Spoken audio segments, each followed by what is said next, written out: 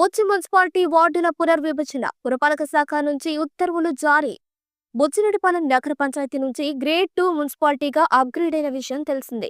బొచ్చిరెడ్డిపాలెం మున్సిపాలిటీలో 20 వార్డులుండగా వీటిని 27 వార్డులుగా పునర్విభజించనున్నారు. ఈ మేరకు గుంటూరు పురపాలక శాఖ నుండి ఉత్తర్వులు జారీ చేసినట్లు నగర కమిషనర్ బాలకృష్ణ స్పష్టం చేశారు.